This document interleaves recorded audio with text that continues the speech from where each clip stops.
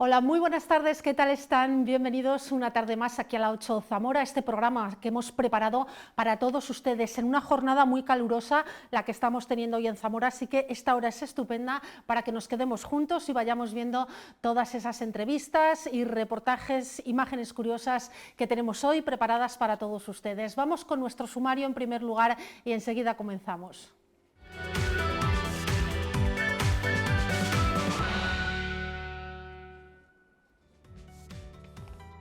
Hoy nos acercamos a la Agrupación de Protección Civil de Toro y conoceremos cómo es la labor que desarrolla a diario. Una de sus principales actividades es la coordinación con el resto de cuerpos de emergencias en situaciones de crisis como la dana, las inundaciones en Toro o cuando se pierde una persona. Pero también muestran su cara más amable colaborando en las fiestas más populares de Toro.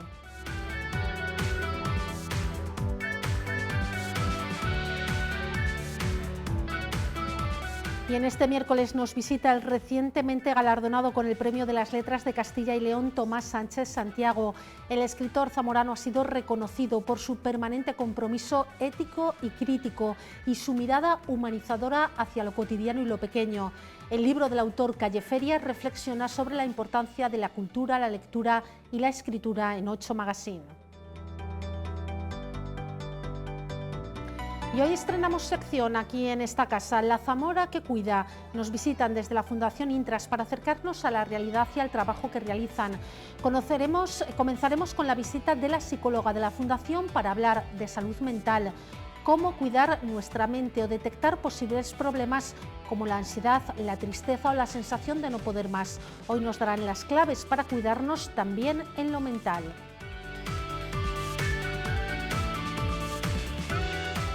Eso es parte del contenido de esta jornada, pero también vamos a tener una interesante entrevista con la representante, con la decana del Colegio de Abogados en Zamora, porque esta misma tarde comienza en la ciudad un congreso a nivel de Castilla y León de la abogacía, interesante y del que estaremos muy pendientes. Vamos a comenzar con la actualidad a la que nos acerca en esta ocasión la Diputación de Zamora. La provincia al día. Un espacio ofrecido con la colaboración de Diputación Provincial de Zamora.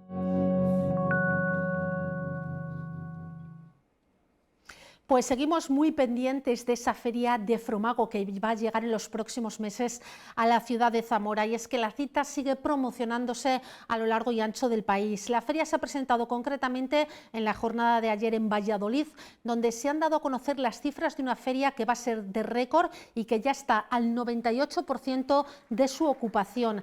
También se han dado a conocer algunas novedades de esta próxima edición, como la inclusión de un túnel del queso con los ganadores de los premios o el apartado para oficios tradicionales como las hilanderas, para poner en valor también la lana, además de reforzar el apartado de negocio con un impulso a las misiones inversas. Este año van a llegar expositores, tomen nota, de Suiza, Colombia, Japón, Reino Unido, a los que se suman los que ya han venido en más ocasiones como Portugal, Francia, Holanda o Italia. La cita, ya lo saben, en septiembre de este año en Zamora. La provincia al día. Un espacio ofrecido con la colaboración de Diputación Provincial de Zamora. Una cita que todos los zamoranos estamos esperando y que, como les decimos, llegará en septiembre, pero de momento la Diputación sigue con esa campaña de promoción para dar a conocer esa interesante cita en todos los puntos, no solo en nuestra provincia, sino también en este caso en Valladolid. Y más citas interesantes que tenemos por delante en Zamora, en este caso nos llegan de mano del Ayuntamiento.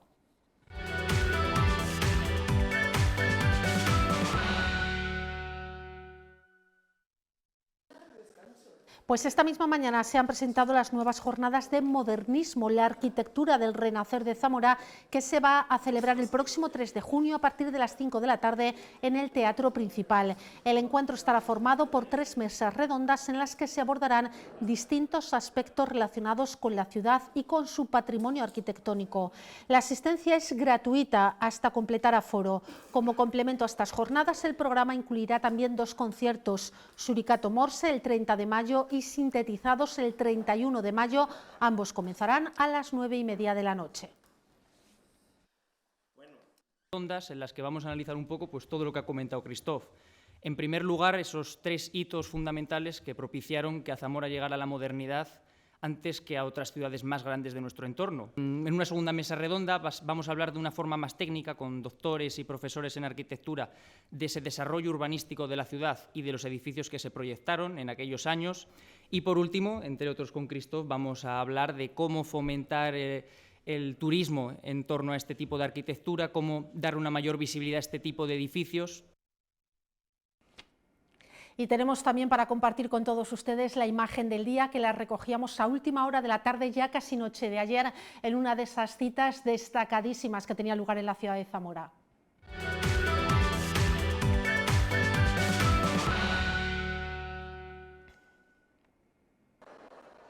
Lleno absoluto ayer en la iglesia de San Lázaro para acompañar a la Virgen del Yermo en una de las jornadas más emotivas del barrio.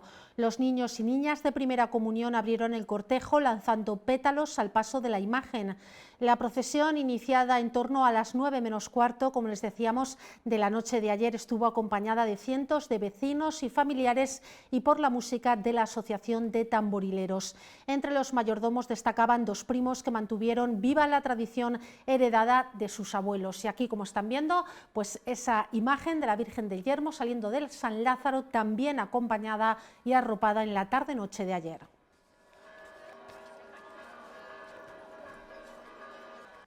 Bueno, estamos en fechas de romerías y de celebraciones.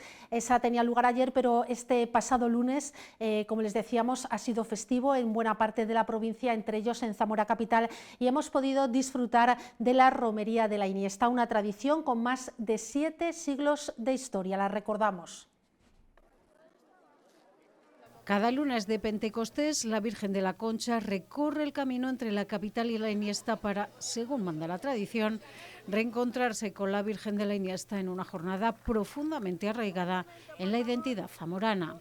El pueblo de la Iniesta, el pueblo de Zamora se unen, se encuentran, es verdad que mayoritariamente es en familias, y cuando llegamos aquí las familias crecen y eso es bueno, yo creo que es bueno para todos. Encantado de estar aquí, siempre con la romería y hermanándonos con la Iniesta, y es una tradición que debe de seguir y debe ser una rutina todos los años. Miles de personas recorrieron los casi 8 kilómetros que separan la capital de la Iniesta, acompañando a la Virgen de la Concha en una jornada que se mueve entre la devoción y el sentimiento popular. Para casi todos los romeros es una tradición muy arraigada, aunque otros se estrenaban este año. Ese es el primer año que vengo andando, porque yo ahora estoy en Zamora, antes vivía aquí y es la primera vez que vengo andando. Yo es la primera vez que vengo y me quedo alucinado de la gente que mueve esto. No es la primera, somos de aquí del barrio de San José Obrero, que tiene tradición también de acompañar a la Virgen, y aquí venimos a pasar el día. Pues venir con los compañeros que vamos todos los meses a caminata y bueno, pues aquí nos juntamos, comemos el bocadillo, escuchamos la misa y nos vamos para casa.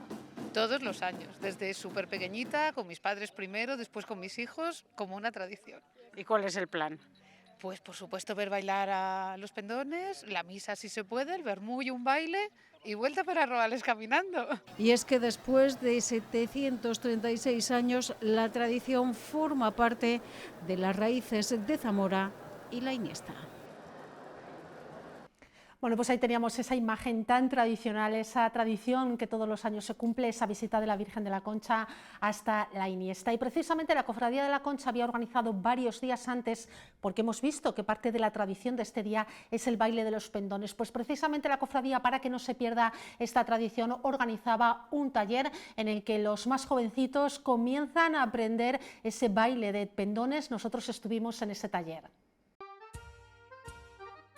La Cofradía Virgen de la Concha de Zamora continúa enseñando su legado, en este caso el baile de pendones a los más pequeños. Pues vamos a intentar enseñar a los más jóvenes de la cofradía a bailar el pendón, hacer las venias, que es como decimos nosotros, del pendón, que es ese baile ritual que se hace con el pendón de la Iniesta cuando llegamos a la Iniesta el lunes. Y bueno, pues yo creo que ya me va llegando el tiempo de la jubilación, igual que otros se jubilaron antes que yo, pues ya me toca, y estamos intentando pues estimular tanto los niños como los jóvenes de la cofradía que haya gente que quiera hacerlo. Yo también hace muchos años que también se querían jubilar los anteriores, hicieron como hoy una tarde para enseñarnos los movimientos básicos, que es una cosa muy sencilla, que solo requiere pues eso, un poco de destreza y algo de práctica y aprender el baile y que lo aprendan los muchachos. Para los niños no solo es un ritual, sino una manera de unirse más a sus amigos y disfrutar con las tareas de los adultos. Pues con mucha alegría, la verdad es para ellos como un juego y es lo que debe de ser un juego. Si le quitamos la pomposidad y el rito, que está bastante bien para empezar, pues eso, tienen que jugar, que sentirse cómodos con las banderas, se les han hecho unas banderas a su tamaño, así que bueno, que aprendan a manejar el pendón y que se diviertan, se lo pasan muy bien, porque además, eso ya veréis, se empiezan a picar unos con otros y quieren todos hacerlo a la vez, así que es muy divertido.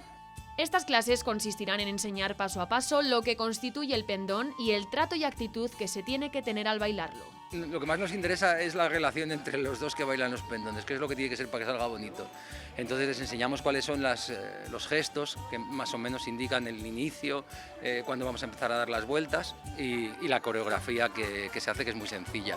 Entonces empezamos con eso, empezamos con sujetar el pendón, después la relación con el otro pendonero y ya después lo que es la coreografía, que ya digo que es una cosa sencilla que requiere un poquito de habilidad, pero tampoco mucho. Una tradición que va pasando de generación en generación y que cuando los habituales quieren descansar es el momento de abrir paso a los jóvenes que tienen ilusión. Yo creo que ya me va llegando el tiempo de la jubilación, y igual que otros se jubilaron antes que yo, pues ya me toca y estamos intentando pues estimular tanto en los niños como en los jóvenes de la cofradía que haya gente que quiera hacerlo. Yo también hace muchos años que también se querían jubilar los anteriores, hicieron como hoy una tarde para enseñarnos los movimientos básicos. Lo que está claro es que aunque los más pequeños vayan aprendiendo el baile, los jóvenes de 20 años en adelante quieran y sepan relevar a los que están ahora. Que realmente también interesa mucho que esa gente de 20 y tantos venga, porque claro, si yo me quiero jubilar no puedo esperar a que los de 8 años sean mayores.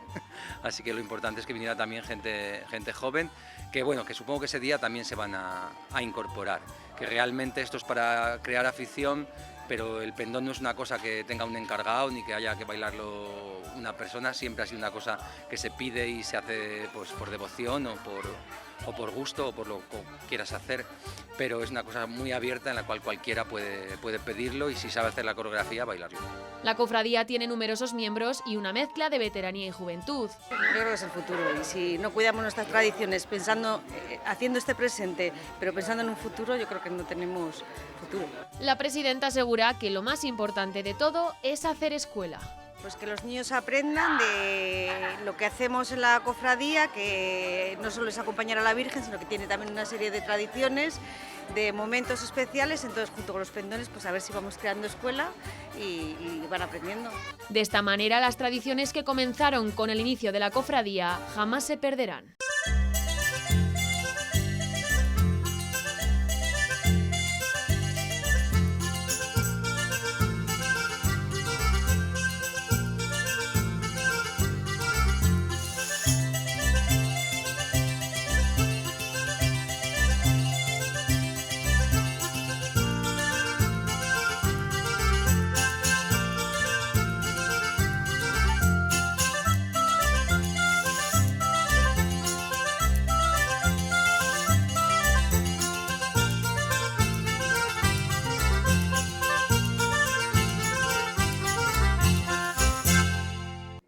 Bueno, pues es parte de lo que ocurre en Zamora y que estamos aquí para contárselo muy de cerca. Nosotros vamos a hacer una parada para publicidad a la vuelta de cerca para hablar del trabajo que realiza Protección Civil de Toro y también estaremos muy pendientes del coche de papá. Ya saben que los miércoles es una de esas secciones que no nos perdemos, en esta ocasión con un BMW de carreras, así que es parte de lo que les ofrecemos a continuación.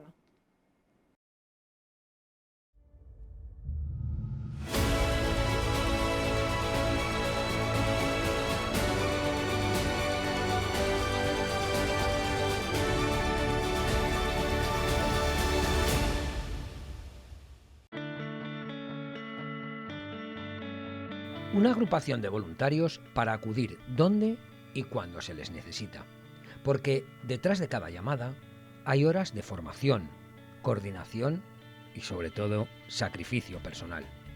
En Toro, Protección Civil se ha convertido en un ejemplo de compromiso para la seguridad de todos.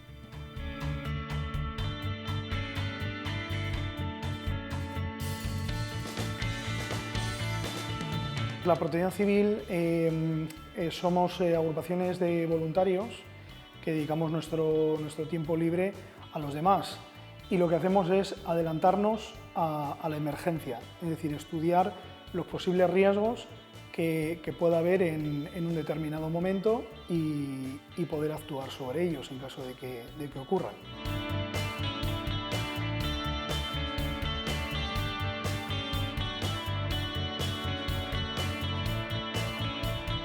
Aquí el 100% de las personas que formamos la agrupación de Protección Civil de Toro somos voluntarios. Después de vestir nuestro uniforme naranja, tenemos nuestra vida profesional fuera parte de la agrupación.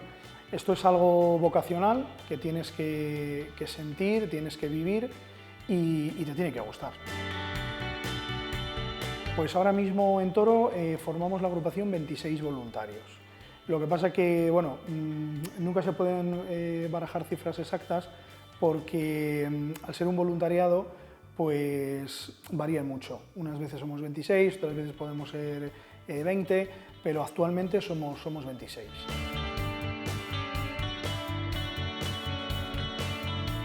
La agrupación de Protección Civil de Toro es una agrupación muy activa. Cubrimos muchos servicios preventivos y también acudimos a muchas emergencias. Actualmente, lo que llevamos de año, tenemos realizados 115 servicios. Es una media que aproximadamente hemos descansado durante este año 25 días. Entonces ahí se refleja la actividad que tiene la agrupación, que es prácticamente diaria. ¿Qué tipos de eventos cubrimos? Pues de todo, religiosos, deportivos, culturales. Acudimos a emergencias activados por el centro coordinador del 112 en Castilla y León. Emergencias principalmente búsquedas de personas desaparecidas o, por ejemplo, inundaciones, como hemos tenido este invierno, cosas así.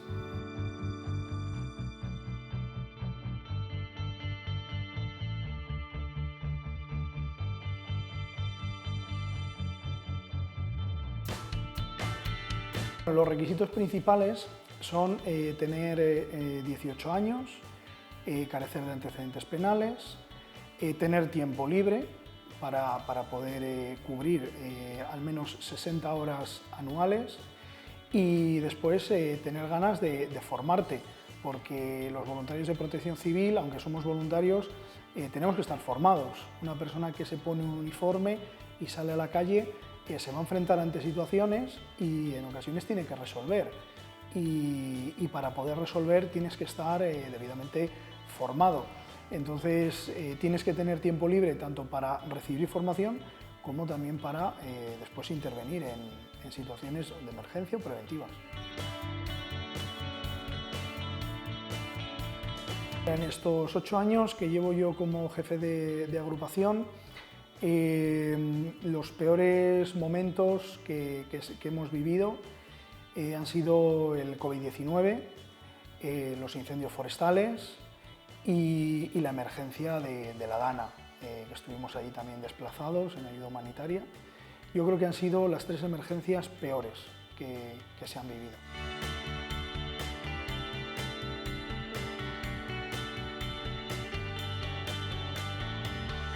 La agrupación de Protección Civil es un servicio complementario a los servicios fundamentales de Toro. Con esto quiero decir que somos un servicio complementario pues, de bomberos, de policía, de guardia civil, etc. Entonces lo que hacemos es coordinarnos con ellos y auxiliarles donde ellos necesitan apoyo.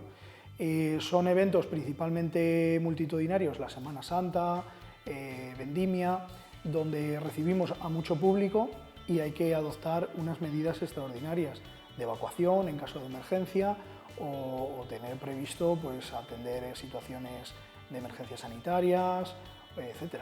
Y nos tenemos que coordinar, se generan unas juntas locales de seguridad para que luego salga todo fenomenal.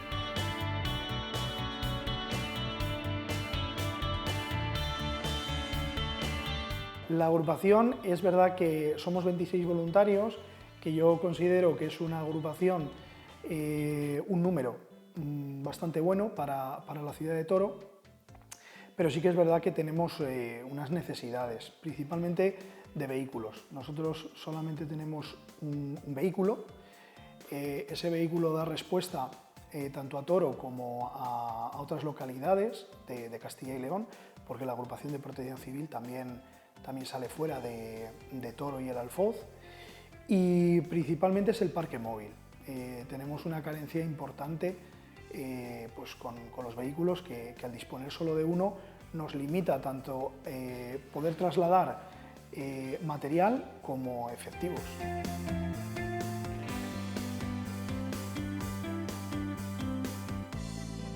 Nosotros podemos presumir de que tenemos muy buena coordinación y muy buena relación con todos los servicios de emergencias, no solamente profesionales, también compañeros voluntarios, como por ejemplo Cruz Roja o otros servicios de voluntariado.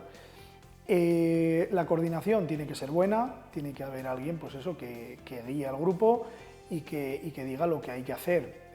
Tanto para un servicio preventivo como para una emergencia las órdenes tienen que ser claras, porque si no andaríamos todos como pollos sin cabeza. Pero podemos presumir de verdad que en Toro tenemos muy buena relación y muy buena coordinación con todos los servicios.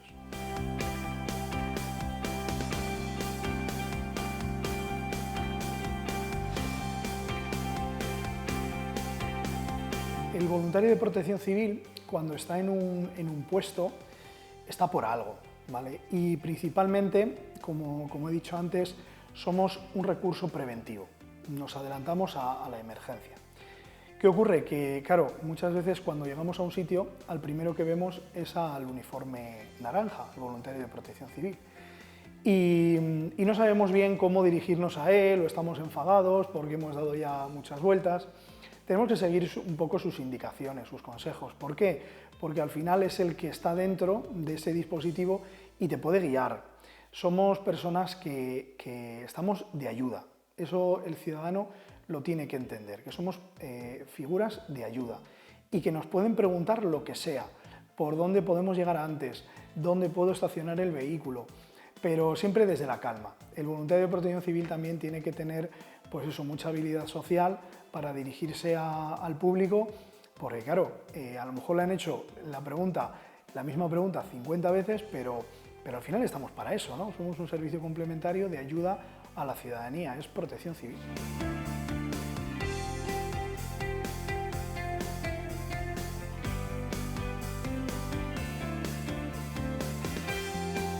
Aquí en Toro lo que hacemos es, abrimos convocatoria, que por cierto las vamos a abrir, abrimos 2 veces al año, ahora abrimos del 1 al 20 de junio, y el voluntario tiene que formarse con un curso inicial. Ese curso es el curso de iniciación, que nosotros llamamos, y ese curso de iniciación lo que le hace ver al nuevo voluntario, al aspirante, es dónde va a entrar, qué es protección civil, a qué se va a enfrentar, ¿vale? Qué es lo que puede hacer y lo que no, porque nosotros también estamos muy limitados, porque somos voluntarios. Entonces hay que saber diferenciar lo que se puede hacer y lo que no se puede hacer. Y eso es un curso de iniciación. Una vez que superan ese curso de iniciación y ya conocen qué es protección civil, para qué están, se van dando cursos de formación, de primeros auxilios, de manejo de desfibriladores, de manejo de extintores, de incendios forestales, de bueno, un montón de cursos.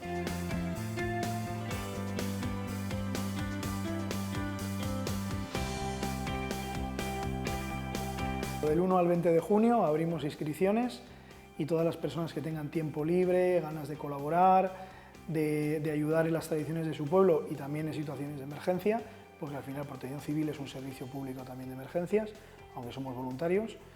Quien quiera participar, las puertas están abiertas.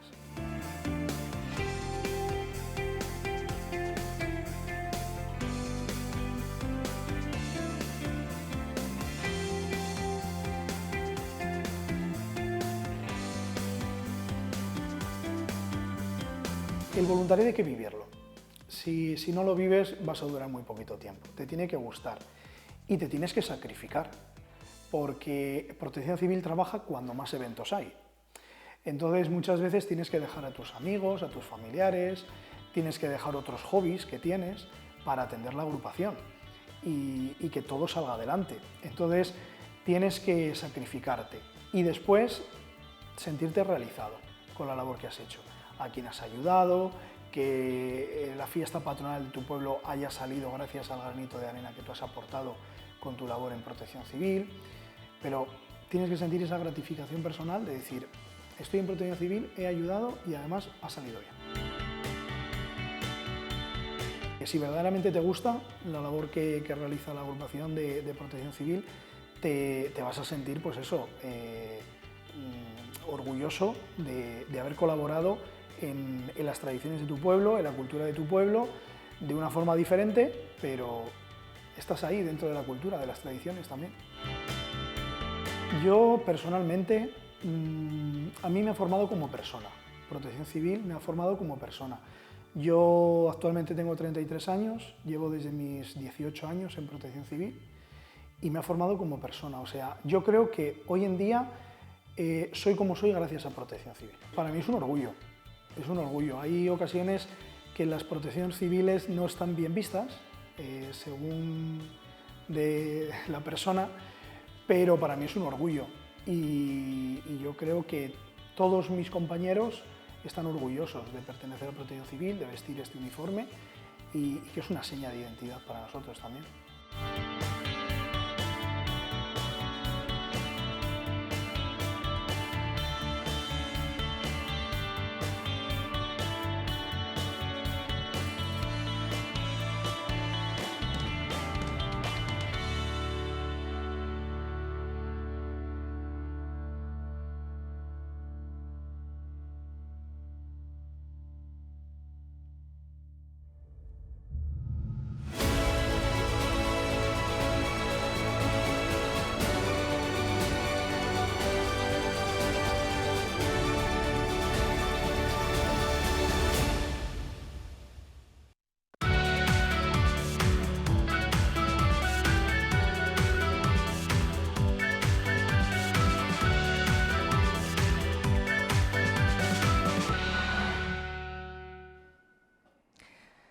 Aquí estamos de nuevo después de disfrutar de cerca de ese trabajo de Protección Civil en Toro. Queremos adentrarnos en lo que es el mundo de las cuatro ruedas, en esas joyas que podemos cruzarnos por las carreteras o por las calles zamoranas. Nuestro compañero Pablo Carretero en este caso nos lleva a conocer con detalle un BMW de carreras.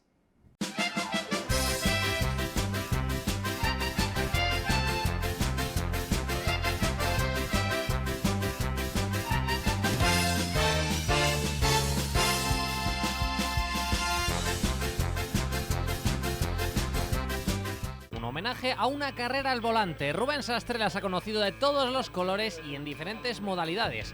Estos son algunos de los ejemplos de su legado automovilístico, desde este tributo a sus coches más icónicos hasta este prototipo que esperemos veremos en acción próximamente, pasando por esta maravilla que alcanza los 140 km por hora en apenas segundos. Esta es la materia prima, pero no se conducen solos, no son como Herbie. Aquí llega el flamante Herbie. Es como dinamita. Este estupendo cacharro corre nuevas y divertidas aventuras. Son diferentes caras del orgullo automovilístico zamorano de competición. Hoy en el Coche Papá tenemos un capítulo bastante inusual y también un tributo un poco a la carrera que ha tenido Rubén Sastre alrededor del mundo de las carreras. Y precisamente hoy lo que vamos a conocer son tres coches muy distintos entre ellos y bueno, son todas esas variables que puede tener la competición de todos los coches. ¿Qué tal, Rubén? ¿Cómo estás? Buenas tardes, ¿qué tal todo? Bueno, para empezar lo que estábamos diciendo, ¿no? Tenemos aquí tres, para empezar tenemos un Opel, un BMW y ¿cómo lo llamamos? Un Carcross. Es un Carcross, bueno, no explico cada tema, se lo tengo para entrenar porque es el motor Suzuki 600 K7 y son 150 caballos con 300 kilos. Entonces equivale a un White Rally Car de 600 caballos casi. Realmente es muy ligero, ¿no? En calidad peso es con lo que entrenan a Dani Sordo y Nani Roma, entrenan con estos aparatos. Es una aceleración brutal. Es exagerado, desde aquí a la valla coge 120 casi. Vamos a ver, vamos a conocerlo un poco más de cerca, lo tenemos aquí. Bueno, llevas muchos años unido a este coche, ¿no? Sí, este llevo ya tiempo con él. lo tengo para entrenar. Esto es, no corro con él, entreno con él, porque es donde tomas las inercias y donde más estrés tienes en el coche este, ¿sabes? Es una pasada, es exagerado. Ya te digo que equivale a 150 caballos, 300 kilos, 600 caballos serían 1200 kilos. Entonces equivale a un R5 de los que hay en el Mundial. ¿Qué velocidad puede llegar a alcanzar? ¿Qué velocidad has llegado a alcanzar? Esto puede coger 140, lo que pasa es que los coge enseguida. 140, 150. O sea, que mucha aceleración. Exacto, es un circuito corto. Metes de primera a quinta, lo haces en nada, van todas speedas, ¿no? Incluso curvas que te ves muy cerradas y entras en tercera y cuarta con ellas, a fondo. Es brutal, la verdad que es brutal. Es algo que además imagino que has tenido que probar mil cosas, ¿no? Para que sea lo más ligero, pero que mientras tanto, pues que sea, pues eso, que tenga los para poder coger la velocidad, coger bien las curvas. En general, que ahí está un poco la madre del cordero, ¿no? Sí, la última vez que lo he probado, ahora mismo que lo tengo que reparar, la llama al lado del depósito de gasolina una biela que salió, ¿vale? Porque vas a 12.000 revoluciones. Entonces va tan alto de revoluciones que corren mucho, pero duran poco. Corren mucho, pero duran poco. Y esto lo ves aquí, para entrar es muy escaso el sitio. Claro, que es lo mismo lo que estamos diciendo, ¿no? Cuanto menos espacio, eso mejor. Para meterte tienes que quitar el volante como los Fórmula 1. Lo quitas. A ver, aprovecha, vamos a enseñar un poco cómo es el volante para empezar. ¿Sabes? Esto es como un Fórmula 1. Tú llegas y para meterte siempre tienes que primero meter las piernas y luego ya metes el cuerpo. Pero bueno, cuando luego te lías ya sales de distinta forma. Luego dentro del coche, estoy viendo ahí a la derecha, lo que estamos viendo, eso es Es un cambio de cramos, pero bueno, como si fuera secuencial, porque va pasando todo el rato y vas cambiando, ¿sabes? Entonces lo que pasa, si quieres pisar en el país, siempre vas con el acelerador a tope y juegas con el freno. O sea, siempre vas con el acelerador a tope, ¿qué casi siempre, sí. Entonces, no, para que no baje de vueltas nunca, siempre esté a tope de vueltas. Claro, siempre tiene que estar lo más revolucionado posible en todo momento, ¿no? Eso es para no bajar y es que siempre arriba. Porque esto es un mundo, porque estamos hablando de cómo es la competición a la vez de cómo es el coche. Esto, el que lo prueba es alucinante. Luego lleva el grupo, no lleva el grupo atrás. Un coche normal y dejas una rueda que es la que sale, ¿no? Pues esto salen las dos a la vez, está soldado. Entonces para entrar en las curvas tienes que entrar a fondo, si no, no entra a fondo. Porque sale el resto. Entonces tú cuando entras tienes que acelerar a tope, si no vuelves. Es que lleva el autoblocante soldado, es todo unido. Entonces es autoblocante 100%, dan la misma vuelta de la derecha que de la izquierda, van siempre juntas. Entonces es muy rápido, pero también es muy peligroso. Claro, imagino, estoy viendo aquí la ventilación también importantísima, ¿no? Cuando estamos hablando de tantas revoluciones, ¿no? Eso cuando vas a la tercera vuelta le pones el electro directo y ya va para no subir de vueltas, o sea, para no subir de temperatura. Es que claro, lo que estamos viendo, la peligrosidad también que tiene un coche como este, porque claro, está todo tan centrado en la maniobrabilidad, en la propia velocidad, que claro, esto es para vosotros. Sí, lo que pasa es que luego tiene las inercias muy bien hechas, está muy bajo, es muy difícil volcarlo. Bueno, yo una vez lo he volcado porque había llovido y luego estaba seco y al entrar se queda pillado y vuelcas. Pero vamos, es muy difícil. Casi nadie ha volcado, yo sí he volcado, pero casi nadie ha volcado por eso. Sí, bueno, estamos hablando de tomas de 140 km/h, que bueno, que es mucha velocidad, pero que quiero decir, tampoco una cosa sagrada. Estamos viendo las ruedas que tiene, pues bueno, que son una auténtica maravilla. Están bastante gastadinas. ¿Estas están gastadas? Sí, están bastante claro, es que estamos hablando también de competición, que ya tiene que ser también otra cosa. Bueno, como estabas diciendo ahora, Rubén, las estás utilizando realmente para tener, pero vamos, nosotros con el dibujo, bueno, yo esto, si me la dejas con el coche, te hago 150.000 kilómetros. Sí, esto dura 200 vueltas más. Ya iremos al circuito y lo probaremos allí para que veáis para que veáis cómo vais. Esto es una auténtica maravilla. Bueno, pues este es uno de los proyectos que tiene Rubén, y ahora lo que vamos a hacer nosotros, vamos a dejar un momento este Car Cross, que lo hemos conocido, y vamos a ir a unos coches que también son convencionales, pero estamos hablando de carreras, así que vamos a conocer otro ejemplo.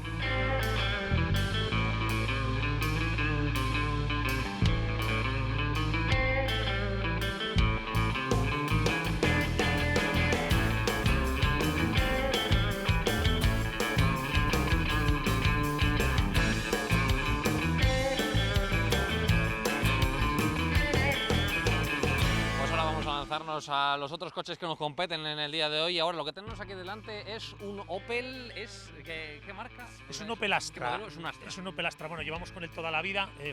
Lo rotuló mi hermano y tal para. Yo corría con Opel en autocross hace muchísimos años. Te hablo de hace 2003, 2002, 2001, desde el 2001.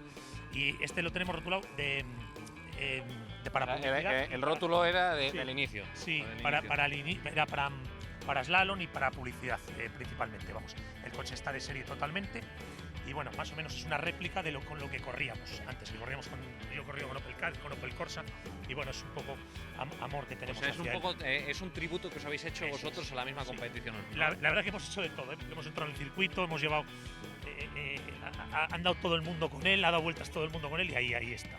La verdad que no se rompe. Sería entonces el Opel el que sería tu coche de competición. Quiero decir, si te tuvieras que quedar a lo largo libra por libra, quiero decir, con todos los coches con los que has competido a lo largo de tu carrera, ¿te quedarías con ese Opel Corsa, por ejemplo, que estás diciendo? Bueno, siempre evolucionas y te gustan cosas mejores. Pero bueno, tienes muchísimo cariño y luego caballos daban muchísimos. Lo que pasa que bueno, eran más incontrolables. Bueno, ahora lo que voy a hacer ahora es más incontrolable todavía, pero bueno. ¿Lo que vas a hacer ahora? Lo que os voy a enseñar ahora, ¿vale? ¿Qué es lo que nos vas a enseñar ahora? A ver. Vamos a ver, pues es un proyecto que tenemos, estamos trabajando en él y es para correr rallies de tierra en tracción trasera.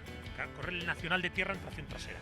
¿Tú siempre has estado con tracción delantera? Siempre he estado con tracción delantera o tracción total. He corrido fui campeón de España con C2, tracción delantera, y luego el año siguiente corrí con Subaru, tracción 4 y Mitsubishi con tracción 4. Y este es el proyecto que vas a tener de tracción trasera, ¿no? Esto es lo que estamos teniendo ahora, que queremos hacer, y es una cosa un poco, bueno, tiene que ser muy divertido correr en un nacional de tierra, que son muchísimos kilómetros, muchas horas, son 14 horas de rally, entre enlaces y tramos cronometrados, y entonces es una cosa que tenemos en la cabeza que lo queremos hacer, y bueno, ya más o menos está hecho, pero bueno, tenemos que darle el último retoque. Ahora, cuéntame un poco, ¿cuál es la diferencia cuando estás corriendo en tracción trasera y cuando estás compitiendo en tracción delantera? Porque entiendo que claro, que es un cambio de paradigma para ti. Es un cambio muy brusco, pero bueno, a mí siempre me decían, cuando yo corría en tracción delantera, que tenía conducción de tracción total. Yo tiro el coche mucho antes. Me gusta tirarlo, por ejemplo, si la curva está, pues lo tiro 50 metros antes y voy culeando, pero con esto hay que tirarlo casi 100 metros antes. Porque esto le tengo autoblocante, grupo corto, que va también un poco, te va controlando un poco la tracción. Pero así todo, vamos. Claro, y tienes que acelerar, sí. ¿Más al final de la curva o más coges la inercia antes, o sea, lo tiras como 50 metros antes y vas acelerando para ir trazando, pero en vez de la curva de 10 metros la tienes que hacer de 20 metros casi para entrar mejor y salir más recto. Claro, para poder salir más recto, para salir mejor colocado. Aquí lo tenemos, siempre lo he pensado, que ahora que estoy viendo los rallies, está nuestro compañero aquí. Estos ventanucos, ¿por qué? Sí. Esto es para ir más cómodo, para airearte y también para cuando vas al tramo te dan las notas, el de la federación te da las notas para ir cogiendo tú y te dice, o sea, la hora de llegada y la hora de salida. Es una manera sobre todo es por ventilación, ¿no? Sí, pero más o menos para ir más cómodo, porque si no abres la puerta también lo puedes hacer, pero bueno, es más rápido y más cómodo. No está preparado todavía el coche, no está terminado, todavía le faltan un par de cosas. Le faltan unas cosinas, le faltan frenos, le falta algunas cosas de dirección rápida que queremos hacerle también. Y luego, pero bueno, más o menos son 200 y pico caballos, es un 328. 200 caballos. ¿Y también el peso? ¿Cuánto pesa el coche? Esto pesa poco, 1000 y poco, 1000. No lo sé exactamente, pero 1100 yo creo. Y bueno, freno de mano hidráulico también, aunque en tracción trasera lo usas menos, pero bueno, también te viene bien muchas veces por si te pasas de cruzada o tal, ¿sabes? Os enseño un poquito el motor si quieres. Sí, vale, enséñanos un poco porque es la más del corredor, porque en este caso sí que vamos a tener, entiendo que una velocidad punta más alta, ¿no? Antes estábamos hablando sobre todo con de más aceleración y ahora lo que vamos a tener aquí es una velocidad punta mayor, ¿no? Sí. Ahora, dos cosas. Exacto. Ahora vamos a ver, ahora tienes que mantener un poquito, tienes que lanzarlo y mantener. Este es Adrián, mi compañero. ¿Qué tal, Adrián? ¿Cómo lo llevas? Muy buenas. Bien. Esta es la manera, por cierto. Pues aquí está, aquí lo estamos viendo, por cierto, vaya manera, así es como son los... Sí, porque claro, es que ahora nosotros estamos acostumbrados a levantamos el capó y ahora nos estáis revolucionando nosotros como lo hacemos normalmente. Es de fibra para ir quitando pesos por todos los sitios, las puertas son de fibra también, lo mínimo. Y luego es una categoría que se llama Proto, y en Proto puedes hacer un poquito lo que quieras dentro de un límite. Entonces es un poco, puedes meterle fibra para bajar el peso, puedes meterle frenos más gordos. O sea, básicamente, ¿cuáles son los requisitos que tenéis? ¿Que tenéis que cumplir un peso? Sí, que tenéis que... tienes que cumplir las medidas de seguridad, claro está, y luego la cilindrada del coche que viene como origen. Luego puedes aumentar caballos, pues ya sabes, metiéndole cocinas, ¿sabes? Metiéndole árboles de levas, centralitas y todas esas cosas. Vamos, que aquí el media carrera se gana antes de arrancar, Bueno, diseñando el coche. Dicen los amigos míos, algunos que corren conmigo catalanes, dicen que no es correr más, sino frenar menos. Fíjate, entonces ahí está el tema. Y luego, bueno, es un proyecto que estamos también en el escape aquí, los colectores. Explícale un poco, tú que sabes más que yo, ¿no? ¿Qué? Bueno, vamos a ver, que nos cambie un poco la voz. Explícanos de los colectores. Pues los colectores mejoramos la salida de gases del escape y al mejorar la salida tenemos que mejorar también la entrada de gases. Al mejorar la entrada de gases entra más aire y sale más aire más rápido. Entonces subimos los caballos. Ahí sumado a árboles de levas, con más alzada, más cruce. Luego tenemos que ajustar la electrónica y pues más o menos conseguir correr y frenar poco, ¿no? Correr y frenar poco y ya está. ¿Cuándo crees que lo tendréis ya preparado aproximadamente? Yo creo que a final de año ya quedan 4 cosas, la verdad. Tenemos ilusión por hacer esto, porque creo que es una cosa nueva. El Nacional de Tierra lo ha corrido Vallejo, que con un Porsche, tracción trasera, que se lo ha pasado muy bien. Y luego, bueno, intentamos hacerlo lo mejor posible, sacar las mejores medias posibles. No, pero no os tendréis que avisar en ese momento, porque sí, ya que lo hemos visto, querremos verlo debutar, ¿no? Sí, además os voy a avisar también que quiero que lo veis por el circuito, a ver cómo va. Hemos dado muy pocas vueltas con él, lo hemos probado. Han salido unas cosas para mejorar y eso, y bueno, creo que... Qué gusto da eso, sí. ¿no? Es un poco pues el ver, haber conseguido sobre todo diseñado un producto de carreras así. Luego entiendo que será, aparte obviamente del talento que tienes que tener al volante, pero tiene que ser bastante agradecido, ¿no? En este sentido. Es una meta, es una cosa que quieres, una ilusión, una meta. Yo he estado unos años ahí también un poco así raro y ahora quiero empezar a darle cañita un poquito y bien.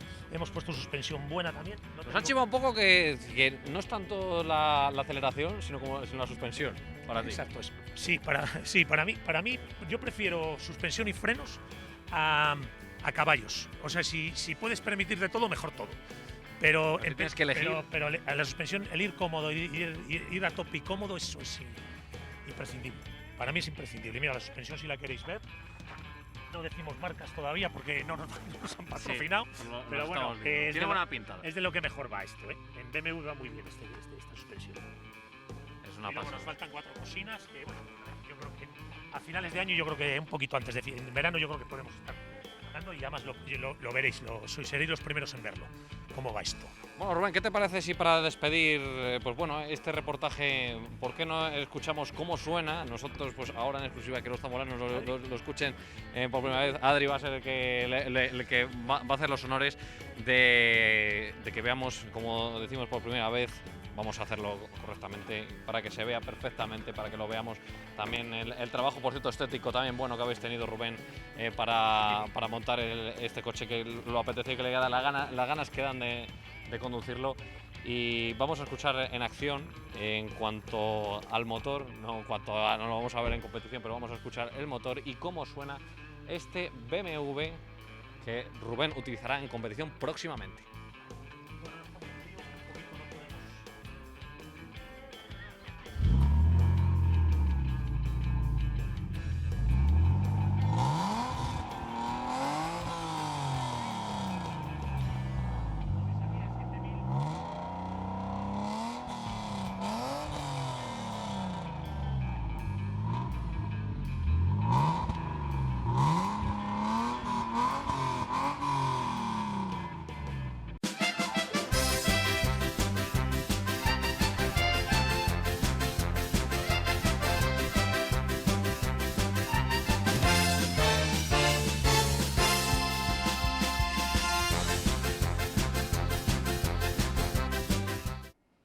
Auténticas joyas que nos encantan conocer con detalle y compartir con todos ustedes. Y una cita importante de la que vamos a hablar a continuación comienza hoy mismo en Zamora, esta misma tarde, pero se va a desarrollar durante los 2 próximos días. Tiene lugar en el Teatro Ramos Carrión el 5º Congreso de la Abogacía de Castilla y León. Cientos de abogados llegados de toda España y de Portugal se dan cita estos días en la ciudad. Nosotros hemos hablado con una de las responsables, con la decana del Colegio de Abogados de Zamora, para que nos acerque algo más a esta cita. Bueno, en unos minutos, en unas horas, va a comenzar el 5º Congreso de la Abogacía de Castilla y León. A este congreso van a acudir abogados tanto de la región, tanto de otras partes de España, como incluso de la amiga Portugal. Estamos para hablar absolutamente de todo acerca de ese congreso, en el que se van a analizar varios temas que vamos a empezar a desglosar ahora mismo con Ana Martín, con la decana del Ilustre Colegio de Abogados de Zamora. Ana, ¿qué tal? ¿Cómo estás? Buenas tardes, pues encantada de saludaros y emocionada, como dices, porque dentro de nada, de unas horitas, vamos a dar paso a la inauguración de nuestro 5º Congreso de la Abogacía de Castilla y León.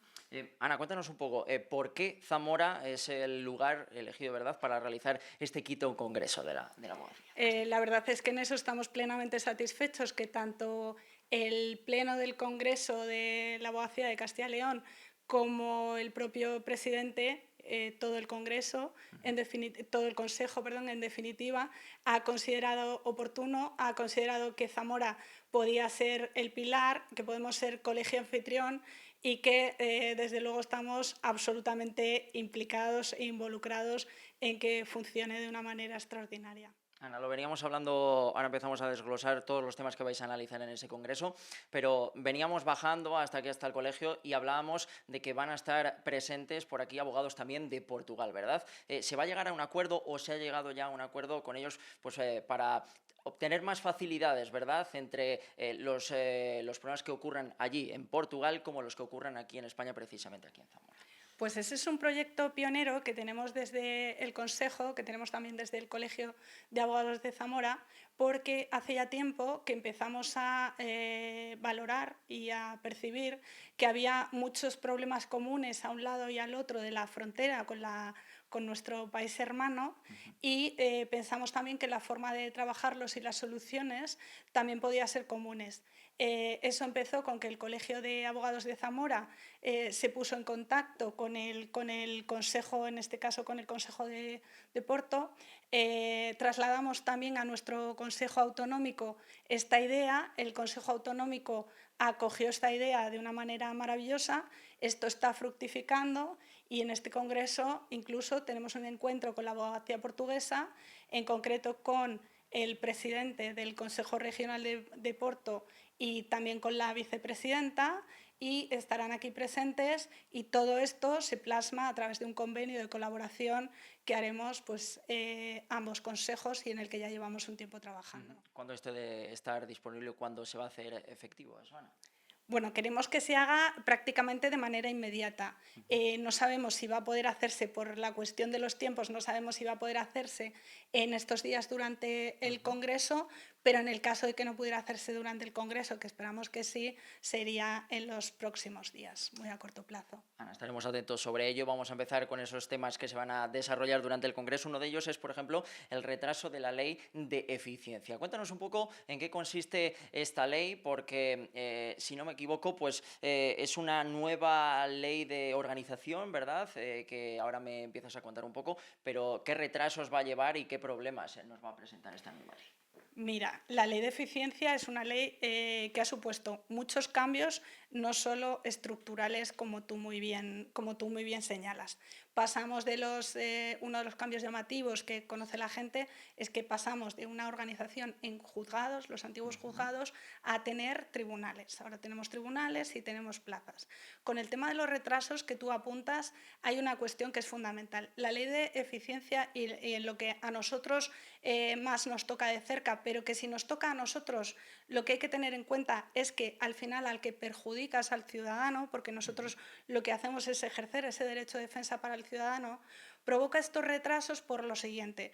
Se han impuesto como obligatorios los medios alternativos de solución de controversias. Unos medios que, si bien son unos medios adecuados, que son unos medios que pueden ser proporcionados, que son unos medios que son valiosos en muchos casos y que los abogados ya utilizábamos y seguimos utilizando, en el momento que dejan de ser voluntarios y te obligan que para acceder a un procedimiento judicial, para acceder al auxilio judicial, tú tengas que hacer todos estos trámites previos, esto supone pues un menoscabo al final de los derechos de la ciudadanía y supone un retraso también muy importante. relación a esto también se van a tratar el tema de las desigualdades en el medio rural, que creo que tiene algo que ver también con esta nueva ley, ¿no? Está relacionado. Absolutamente. Lo que pensamos es que esta ley puede incrementar las desigualdades que hay en el medio rural y que nosotros lo que buscamos siempre es que haya una justicia de proximidad y no haya una justicia de dos velocidades. Nosotros además piensa que estamos en una región que es la región más extensa de Europa en territorio. Una región que es muy extensa en territorio, pero que por el contrario tiene poca densidad de población. ¿Qué nos encontramos? Con que entonces puede ocurrir que para muchas acciones judiciales pues los justiciables, cualquier ciudadano, tenga que desplazarse muchos kilómetros para poder acudir a un tribunal. Es un tema preocupante, ¿verdad? Es un tema absolutamente preocupante. Además, desde Castilla y León y desde nuestro Consejo llevamos años trabajando, preocupados por este tema y trabajando también y dando visibilidad, que no siempre la tiene la abogacía rural, que es una abogacía de cercanía, que es una abogacía de sacrificio, que es una abogacía que hay que seguir cuidando y por ello, desde luego, vamos a seguir trabajando. Dos temas muy diferentes, el rural y la inteligencia artificial, que se va a hablar también en este congreso, Ana. No sé cómo es de buena la inteligencia artificial para la justicia, para la abogacía, cómo trata o cómo recibe la abogacía esta gran inercia, ¿no? Esta gran presencia que tenemos ahora mismo en la actualidad de la inteligencia artificial. Mira, pues es que tenemos que subirnos a la ola. Es una cosa, bueno, no podemos... No queda otra, ¿verdad? No queda otra y no podemos luchar contra corriente. Fíjate que hay que ver la inteligencia artificial como un medio, como un recurso, como una posibilidad más que tú tienes a la hora de trabajar. Y es beneficioso, incluso te diría, en el medio rural, porque al final lo que nos va a hacer es facilitarnos, no va a cambiar al abogado, porque el abogado es el que pone la estrategia, es el que pone la técnica. Simplemente la inteligencia artificial es un recurso que al final lo que va a hacer es facilitarte tareas, digamos, repetitivas y más cotidianas, desde que en lugar de buscar una sentencia te suponga una tarde entera o 2 tardes, pues que la IA te ayude y te busque sentencias en 5 minutos o en 10 minutos, que te ayude con cuestiones, como diría, repetitivas, como te decía, como muchas veces tenemos que gestionar, piensa que en Zamora, pero todo en Castilla y León, sobre todo hay pequeños y medianos despachos. Esos pequeños y medianos despachos, muchas veces hay abogados que están solos, que ejercen de manera solitaria. ¿En qué les va a ayudar?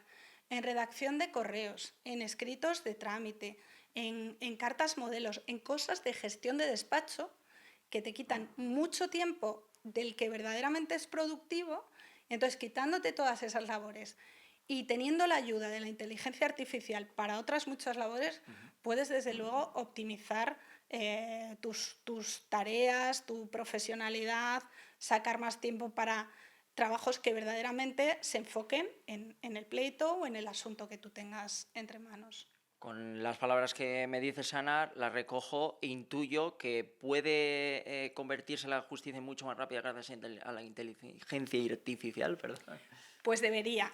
En esto también tenemos que tener en cuenta tanto el Consejo de la Abogacía como por su parte el Consejo General del Poder Judicial han sacado en el caso de nuestro Consejo el libro blanco de la inteligencia artificial, también para los usos, para evitar un mal uso, para los problemas y sobre todo los inconvenientes o las reservas que tiene la gente a la hora de utilizarla, como puede ser el secreto profesional, que a veces asusta, y lo que yo siempre digo es que simplemente la misma cautela que ponemos en los procedimientos de otra manera, hay que ponerlos también con la inteligencia artificial. Lo mismo va a ocurrir con la instrucción que ha dado el Consejo General del Poder Judicial a este respecto, y suponemos que cuando pase un tiempo, este primer tiempo sobre todo, pues habrá mayor celeridad, o al menos eso queremos esperar. Eso esperamos, evidentemente.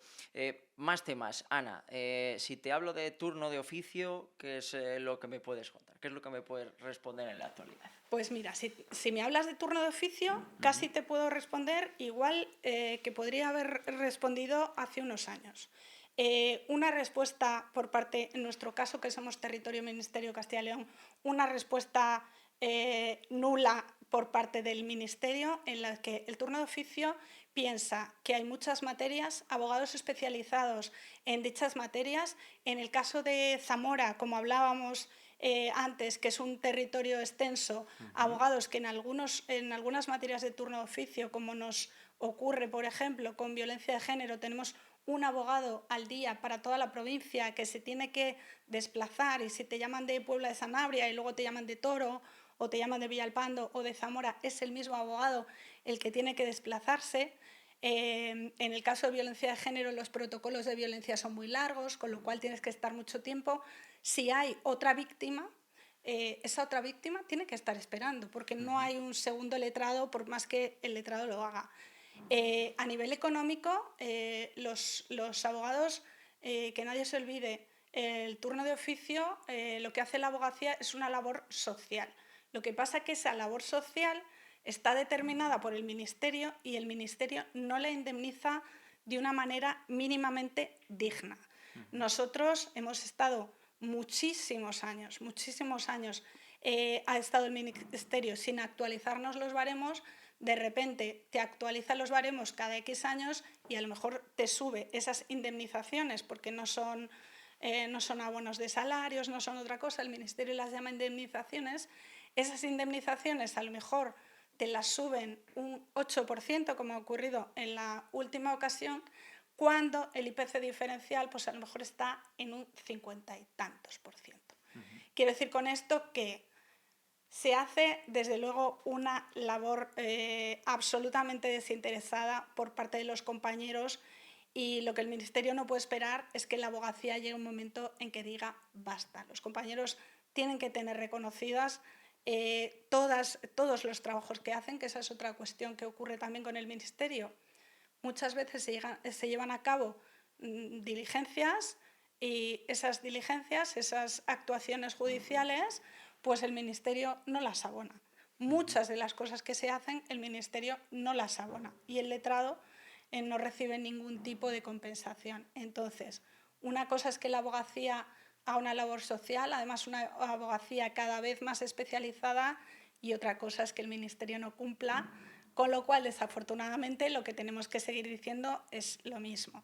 Es cierto que en otros territorios donde tienen las competencias transferidas tienen mayor o menor aumento, dependiendo de los años, pero en general en casi todos los sitios están mejor que en territorio Ministerio. Por último, Ana, tengo un tema que me vas a saber explicar muy bien cómo es, porque no lo entiendo prácticamente. Es la pasarela al RETA. Me tienes que comentar algo de esto, porque de esto no vais a hablar en el Congreso, si no me equivoco, pero es un tema que está muy candente, ¿no? O lo tenéis muy presente en la abogacía, y se ha estado debatiendo, si no me equivoco, en el día de ayer en el Congreso de los Diputados. En el día de hoy, tienes toda la razón. Mira, es un tema que está siendo absolutamente preocupante y en el que, por lo menos, hemos ido dando pasos.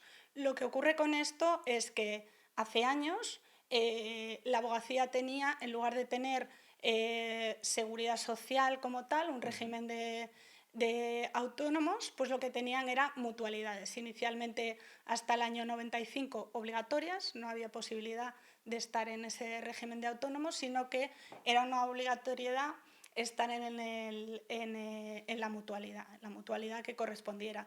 Posteriormente hubo un cambio entre el 95 y el año 2005 y dieron la posibilidad de pasarse durante un tiempo a algunos compañeros y en determinadas condiciones, o a los nuevos, pasarse al régimen de autónomos. ¿Qué pasaba con los años que habías cotizado en mutualidad? Pues quedaban ahí en un limbo, y había algunos, muchos compañeros, perdieron incluso esos años de cotización.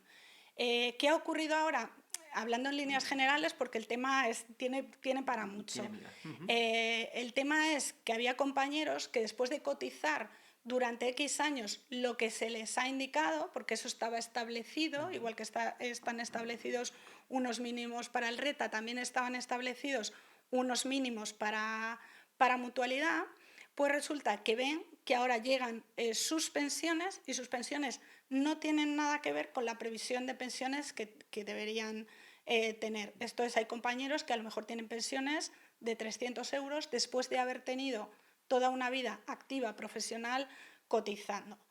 ¿Qué pasó?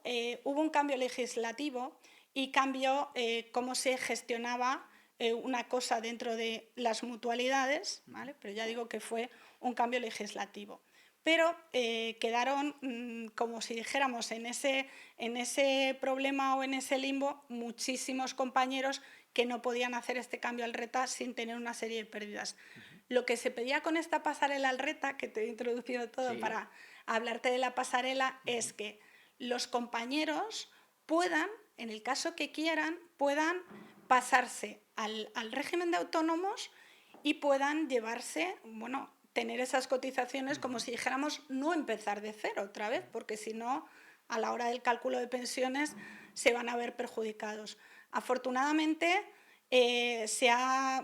muchos compañeros de muchísimos sitios, nuestro Consejo General se ha movido, hay un compañero también que tiene una comisión dentro del Consejo General que se han movido, han ido incluso a Bruselas a pedir, porque este tema, un tema que parece tan evidente y que todo el mundo debería estar de acuerdo en decir, hombre, pueden pasarse a Seguridad Social, que luego habrá que ver las condiciones o no, porque eso hay que estudiarlo, porque bueno, pues es un tema, como tú dices, de una complejidad mayor, pero al final lo que se ha conseguido es, después de mucho trabajar, pues que esto vaya adelante y parece ser, todavía quedan unas fases, pero hoy salimos del Congreso con la buena noticia de que al menos esto sigue para adelante y luego cuando hemos hablado desde el Consejo General con todos los grupos políticos, pues los grupos políticos parece que te dicen que sí, pero luego a la hora de la verdad pues hay que trabajarlo. Bueno, Ana, pues muchísimas gracias por hablar de todos estos temas con nosotros, con la 8 Zamora, por habernos guardado un ratito de tu tiempo para explicarnos absolutamente todo. Y nada, te vamos a dejar ya porque tienes que marchar al Congreso y tendrás mucha prisa. Muchas gracias. Muchísimas gracias y espero veros luego aquí en el Congreso y invitamos a todos además que tenemos que hacerlo, a que vean el románico zamorano y como bien me apuntaba, ¿no? Y que a mí se me olvidaba, también esa ruta estupenda que tenemos del modernismo y disfrutar de nuestra gastronomía. Bueno, pues ahí tenemos esa cita, como les decimos, muy destacada y tendrán todos los detalles en nuestros servicios informativos de lo más destacado de lo que se hable en ese Congreso de la Abogacía de Castilla y León, que por cierto está dejando muchísimo ambiente en las calles de la ciudad, porque son cientos, como les decimos, los profesionales que se dan cita en el Teatro Ramos Carrión, pero que pasan aquí varios días, que tienen que comer, que tienen que dormir, así que siempre es una buena oportunidad, además, para que conozcan nuestra ciudad. Cita de abogados estos días en Zamora. Nosotros vamos a hacer una pequeña parada para publicidad. A la vuelta tenemos una visita muy interesante, seguro que les va a gustar. Nos va a acompañar el recientemente galardonado con el Premio de las Letras de Castilla y León, el zamorano Tomás Sánchez Santiago. Con él vamos a hablar de letras y de mucho más en tan solo unos minutos.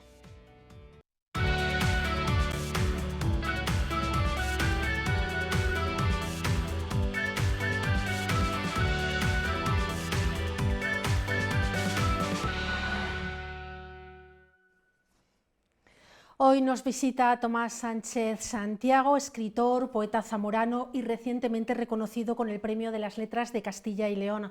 Muy buenas tardes, Tomás. Buenas tardes. Gracias por acompañarnos un ratito esta tarde y poder hablar de otras muchas cosas, pero sí que queríamos empezar con ese merecido reconocimiento en el que quiero recordar que el jurado destacaba que concedía el galardón por su permanente compromiso ético y crítico y su mirada humanizadora hacia lo cotidiano y lo pequeño. No sé si se siente muy representado con todo lo que ha dicho el jurado. Bueno, voy a suponer que sí, voy a suponer que esos son valores que han atribuido a lo que he sabido escribir hasta ahora y bueno, pues a partir de ese juicio yo creo que uno cae en la cuenta con un poco más de fuerza de eso que ha intentado hacer, ¿no? Que yo creo que responde en buena medida a lo que has dicho. ¿Cómo recibe la noticia de que va a recibir ese galardón y qué supone para usted compartir, bueno, además con grandes nombres que tienen ese mismo premio? Bueno, la noticia la recibo en un momento determinado de la vida ordinaria, es decir, y te quedas un poco sorprendido, ¿no? Y el formar parte de esa tribu de maestros es algo que no acabo de encajar. Es decir, para mí muchos de esos nombres, todos, están en mi formación, no solamente como escritor, sino también como persona. Y claro, uno no se ve en esa fila, no se ve en esa cofradía maravillosa de los grandes, sino, bueno, voy a suponer que soy un advenedizo, de verdad, que he llegado ahí. Los demás no lo creemos, eso debe ser solo su sensación. Bueno, pues sí, para mí sí. Yo creo que uno está demasiado pendiente de lo que puede hacer todavía como para suponer que forma parte natural de esa cofradía que decíamos. De compartir, por ejemplo, con Miguel Delibes o con Claudio Rodríguez, ni más ni menos. Pero yo creo que es porque en España, en general, en Castilla y León, en Zamora, no estamos acostumbrados a que los reconocimientos lleguen a tiempo, que hay veces que llegan muy tarde, entonces no está nada mal tampoco que reconozcan a tiempo los esfuerzos de las personas. Bueno, yo lo agradezco eso también, claro, sí. Y es cierto. Dicen que somos una tierra pues, en que no acaba de agradecer a sus hijos de todo tipo lo que han hecho por ella. No lo sé, a lo mejor es cierto y a lo mejor no es para tanto. Bueno, en mi caso, en todo caso,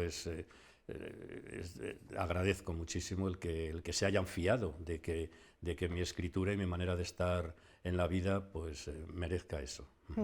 En su discurso, que fue muy emocionante, lo hemos comentado antes, destacó ideas muy necesarias para el día de hoy, como si hay que abrir una puerta a la esperanza, que es lo que dijo que sea la puerta de la cultura, ¿no? Hizo ahí un gran alegato a favor de la cultura, que parece que en estos días hay veces que está muy dispersa, que se está dispersando mucho. Bueno, es verdad, con la cultura no se cuenta, salvo que tenga algo que ver con el espectáculo. Y eso ha ocurrido desde hace mucho tiempo en esta sociedad. Yo recuerdo en los años 80 en que ya empezaban a aparecer en los periódicos las secciones cultura, espectáculos. Y ya uno se daba cuenta de que aquello iba a acabar subsumido una cosa en la otra, ¿no? Entonces lo que intenté decir en ese discurso pues, fue que tuviesen, por favor, atención a la cultura en un momento en el que estamos, no solamente en nuestra tierra, sino yo me atrevería a decir que en el mundo, donde hay que buscar otra vez dónde está el latido de lo humano. Y el latido de lo humano está en la cultura, está en eso que llamamos cultura, por lo menos en lo que muchos llamamos cultura. Y fue lo que intenté expresar aquel día, más o menos acertadamente. De una cultura con mayúsculas, ¿no? Porque es verdad que hay veces que cuando se acerca demasiado al espectáculo se mezclan o entran temas dentro del mundo de la cultura que son mucho más superficiales, ¿no? Me imagino que hace referencia a un tipo de cultura de personas que están al frente en muchas ocasiones del pensamiento, de la escritura, bueno, pues con mayúsculas, como decíamos. Claro, es algo así, es decir, la cultura ha entrado en el mercado, siempre está en el mercado, todo está en el mercado, pero cuando la cultura entra en el mercado y solamente interesa por ser mercado, yo creo que estamos ya perdiendo algo sustancial a lo que podemos entender por poesía, por pintura, por filosofía, por esos grandes calados que es donde se puede encontrar efectivamente el pensamiento, la sensibilidad, los límites de lo humano, por ejemplo ahora mismo, ¿no? Con la inteligencia artificial, y todo lo que ello supone. Creo que la clase política tendría que estar mucho más atenta a la cultura desde ese punto de vista. Sí. Todo lo que tiene que ver con las nuevas tecnologías que están cambiando en los últimos años muchísimo nuestra forma de ocio, de cultura, de entender la vida, ¿cómo cree que nos está afectando? Porque es verdad que hay veces que toda esa parte tecnológica, pues, es posible que a muchas personas les esté quitando de sentarse un rato con un buen libro. ¿Cómo cree? ¿Cree que se pueden compaginar ambas cosas o cree que está haciendo daño? Es difícil porque cada vez más estamos dominados por el vértigo del mundo. Y el vértigo del mundo tiene que ver con la inmediatez. Ahora mismo cualquiera, nosotros podemos saber un dato simplemente dándole a una tecla y lo conocemos inmediatamente, lo conocemos de inmediato. Claro, eso desde algún punto de vista anula el deseo. Esto que estoy diciendo, pueden decir, bueno, este señor es del Paleolítico, ¿no? ¿De qué nos está hablando? Pero es muy interesante y muy importante y decisivo el mantener el deseo. Y el deseo ya ha desaparecido porque se ha suplantado por la inmediatez, ¿no? Por ejemplo, por poner un ejemplo de lo que decimos, por supuesto nadie niega los avances y lo importante que son todos esta tecnología, ¿no? Para muchísimas cosas, pero el latido de lo humano tiene que estar ahí. Cuando hablamos, por ejemplo, de cómo la inteligencia artificial puede suplantar a la creación, No nos estamos dando cuenta de que en la creación tiene que haber lo humano, es donde va a quedar lo humano, ahí, ¿no? Yo quiero pensar que la IA hay determinados temas como la creación que no la puede suplantar. Quiero creerlo, creo que lo voy a creer hasta el final. Sí, yo que sé lo que puede suceder. Va a pasar como cuando uno va a comprar una mesa, se me ocurre, y es más cara que otra, que está hecha de manera industrial, y le dicen, no, pero es que esta es artesanal, esta la ha hecho un hombre o una mujer con las manos y ha empleado tiempo, y entonces se encarece. Bueno, estoy hablando de mercado otra vez, ¿no? Para poner el ejemplo.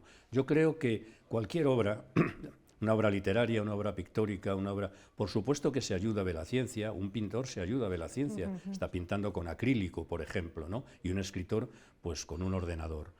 Pero creo que al final lo que tiene que existir es solamente eso que llamamos el latido humano, hasta ahí.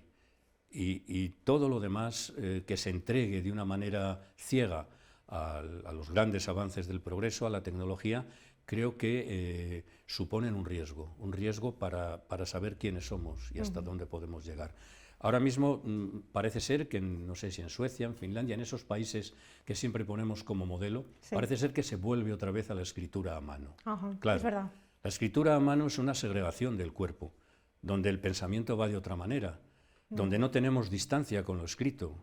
En una pantalla sí lo tenemos, ¿no? Eso no quiere decir que nos neguemos a las pantallas. Yo estoy con pantallas todo el día. Pero esa posibilidad de segregar la escritura desde ti mismo cuando eres pequeño todavía, yo creo que implica de una manera lo que dices, de una manera casi corporal, y eso yo creo que no se puede sustituir por nada. Es curioso que se vuelva a eso en esos países, en esas civilizaciones nórdicas que hemos tomado a veces como modelos, no sé si para bien o para mal. ¿Es usted de escribir y de leer en pantalla? ¿Mezcla, utiliza el papel? ¿Cómo lo hace a la hora de escribir y a la hora de leer?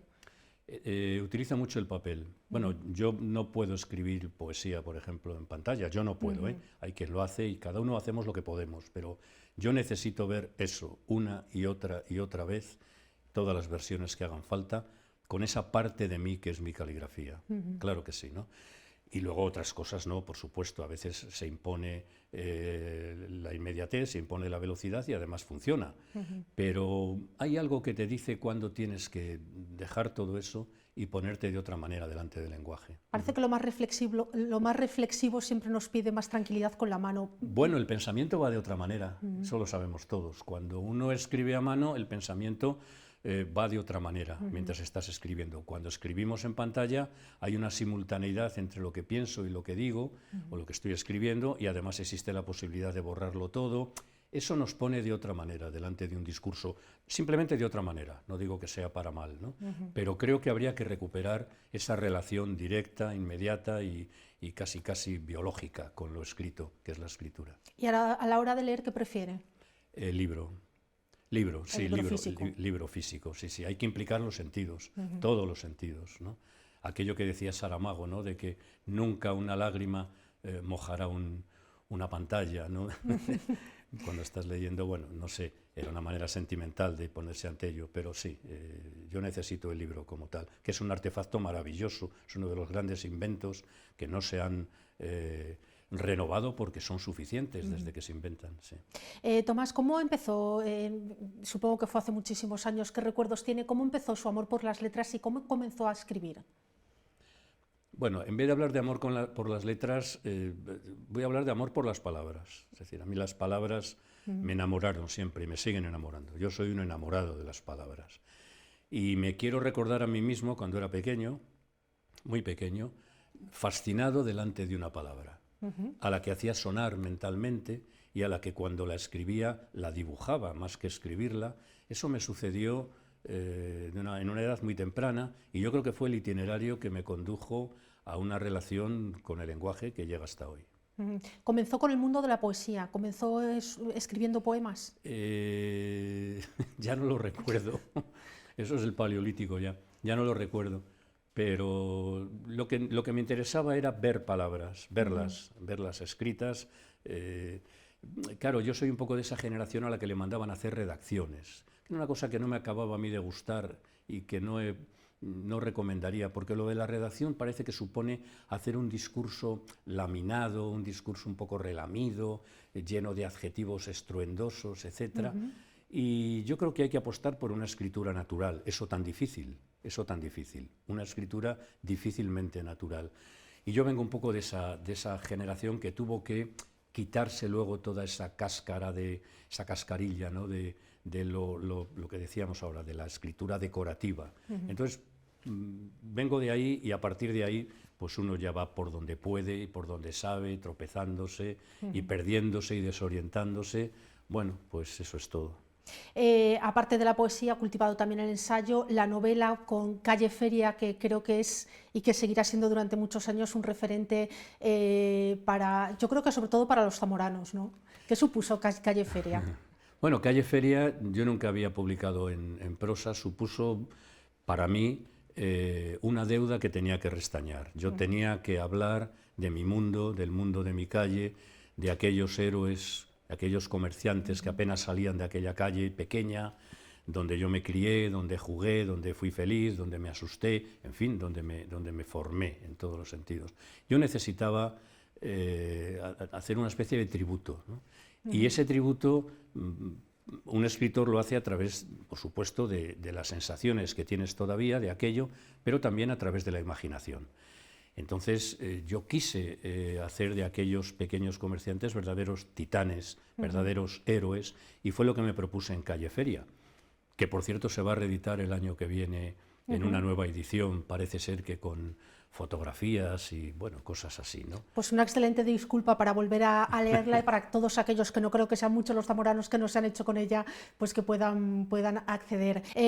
Hace muy poquito tenía también en mis manos el libro, creo que lo tenemos ahí en redacción, el libro que se acaba de presentar con artículos a favor del Museo Baltasar Lobo en el Castillo, un libro que el prólogo también lo ha escrito. Un poco cuáles han sido las sensaciones que le han llevado a colaborar con ese movimiento que en Zamora está reclamando un Museo Baltasar Lobo, bueno, pues un espacio más amplio, que es al que parece que dentro de muy poquito va a ir, como es ese antiguo cuartel de la Policía Municipal de Zamora.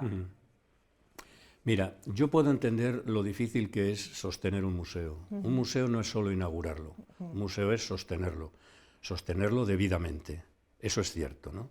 Y puedo entender las dificultades que eso puede entrañar para los responsables de ello. Pero claro, el sustituir esa imposibilidad por cualquier cosa, entre comillas, ¿no? Uno sabe cómo es la obra de Lobo. La obra de Lobo es grande en todos los sentidos, también en tamaño, también en extensión de piezas, y eso exige un espacio determinado. Lo que no se puede hacer es acomodar la obra de un artista a un espacio que ya está adjudicado de antemano a otra cosa, porque lo único que hacemos es, en fin, arrinconar de algún modo aquello que tenemos, una colección de piezas, y dejarlas ahí casi enfriarse. Y eso no puede ser, ¿no? Zamora debería tener mucha más atención por parte de quienes correspondan, ¿no? Autoridades autonómicas, nacionales, etcétera, porque yo creo que merece la pena crear un museo que no solamente sea un museo Lobo, Baltasar Lobo, sino un museo que sea una pequeña referencia de escultura, por ejemplo, contemporánea, o no contemporánea, no lo sé, ¿no? Esa aventura, que es tan difícil, que es tan complicada, necesita desde luego un apoyo tremendo por parte de las instituciones de primer orden, ¿no? Y yo apuesto porque, a pesar de que se mantenga ahora en el espacio en que se ha determinado el Museo Lobo, apuesto a que no sea de manera definitiva y a que de algún modo se pueda seguir interesando por crear el espacio adecuado a la obra de Baltasar Lobo, que se la merece. Tomás se ha preocupado siempre un poco por las obras de esos zamoranos en otros ámbitos culturales. Hablamos de Baltasar Lobo, pero también de Deli Tejero, de La Torresana, también se ha preocupado mucho por su obra. Bueno, es que estamos en algo parecido. La obra de Deli, que me deslumbró cuando la conocí, casi por circunstancias, es una obra que merecería la pena, creo yo, tenerla recogida en algún sitio, porque es una pintora de una evolución muy suya, muy propia. Deli era tan hábil, y empleo esta palabra que no me gusta porque además de la habilidad tiene que haber otras cosas en un artista, en su caso era instinto y muchas más cosas, que era capaz de trabajar en muchos planos, ¿no? Incluso en pintura mural, como sabemos, ¿no? Y claro, eso, desde mi punto de vista, merecería una visión de conjunto. Despedazar una obra como la de Deli en distintos espacios, que aparezca su pintura regionalista por una parte, su abstracta por otra, su pintura matérica por otra, el simbolismo, etcétera, etcétera. Yo creo que sería perder esa unidad de tono que hay que tener ante las grandes obras de los grandes artistas, y Delhi es una de ellas, ¿no? Claro, nos encontramos con un problema un poco parecido al de Baltasar Lobo. ¿Dónde podemos hacer eso? Pues a mí me parece que volvemos a hablar de la cultura y volvemos a hablar de la importancia de la cultura. A mí me parece que sería necesario el que se buscara con ahínco, desde donde sea, esa posibilidad de tener también la obra de Delhi bien recogida, bien expuesta y viva y viva. Creo que a Delhi Tejero se le debe desde esta tierra, desde Zamora, desde Toro, desde la provincia en general, una buena exposición que nos acerque y nos dé a conocer mucho más su obra, porque es verdad que hemos tenido a veces cuadros sueltos en algunas muestras, en algunas exposiciones, pero no hemos tenido realmente una capacidad de acercarnos a su obra en conjunto en la provincia. Sí, y yo creo que eso se logra con eso que decimos, con tener un museo. Hace no mucho en Zaragoza llegué a ver un museo dedicado a Gargallo, a Pablo Gargallo, el gran escultor aragonés. Bueno, me quedé entusiasmado con lo que vi y además con mucha envidia, porque claro, yo decía, esto es lo que tiene que tener mi tierra. Y hablando con los responsables, claro, me decían, bueno, esto es deficitario, porque lo es, ¿no? Pero estaban detrás el gobierno aragonés, había parte del Ministerio de Cultura también, parece ser el Ayuntamiento, etcétera, ¿no? Más entidades, no lo sé. Y ellos estaban convencidos de que eso era necesario para tener la obra de Gargallo, toda la obra y todo su itinerario, datos de su biografía, explicaciones muy bien resueltas, yo creo. Y yo creo que eso es lo que hay que conseguir. Y yo creo que tendría sentido, y yo creo que sería visitada de alguna manera, y que nuestros escolares podrían ir a verla, y que otros escolares también. En fin, yo creo que habría que apostar por eso. Sí. Tomás, ya para ir terminando, ¿en qué está trabajando ahora? Si es que me imagino que no puede estar con la pluma quieta, ¿no? ¿En qué se está trabajando en estos momentos? No, sí puedo estar con la pluma quieta. ¿Sí? Yo siempre digo que un escritor no es un productor. No es un productor, no debe serlo. Hay épocas en las que no tienes la relación que tú quisieras con las palabras, con el lenguaje, y hay épocas en las que te llevan ellas de la mano. Esto lo sabe cualquier creador, ¿no? Yo llegué a definir alguna vez, medio en broma, medio en serio, al poeta como un contratado a tiempo parcial. Y eso es lo que hay que ser. El que esté dispuesto a terminar un libro y empezar otro, como el que está metido en una máquina, en una cadena de montaje, no es un escritor, es un productor de palabras. En mi caso ahora, realmente no estoy haciendo nada determinado, salvo trabajar en un conjunto de relatos que tienen que ver con la calle Feria, y que saldrán a la limón con la novela el año que viene. Sí. Estupendo, pues estamos deseando volver a disfrutar tanto de Calle Feria como además, si viene con nuevos relatos, bueno, pues poder disfrutar de todo ello. Tomás, enhorabuena por ese premio merecido, ese premio de las Letras Castilla y León, y gracias por habernos acompañado esta tarde. Muchas gracias a vosotros. Y nosotros hacemos, como siempre, una parada pequeñita para publicidad y enseguida continuamos.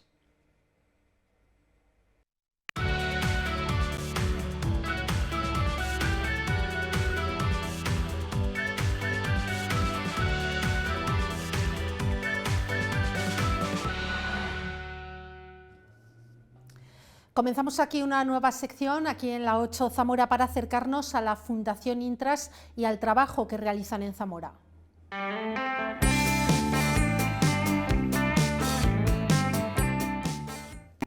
Y queremos, como bien decía esa cabecera, acercarnos a conocer a la Zamora que cuida. Hoy vamos a hablar con Micaela Galiano, ella es psicóloga y con ella queremos abordar un poco el tema de la salud mental. Ella trabaja en Intras y es importante siempre, seguro que nos lo va a contar ahora con más detalle, todo lo que tiene que ver con cuidarnos la mente, porque hablamos muchas veces, Mica, ¿verdad?, de cuidarnos el cuerpo, pero es muy importante que nos cuidemos la mente. Bueno, cuéntanos un poquito, cómo tenemos que pensar o detectar, o a veces tener la sensación de que podemos tener algún tipo de problema, de que estamos pasando por algo que es algo más que pasar una mala racha, que tenemos a lo mejor algún tipo de problema que debemos de empezar a consultar. Cuéntanos.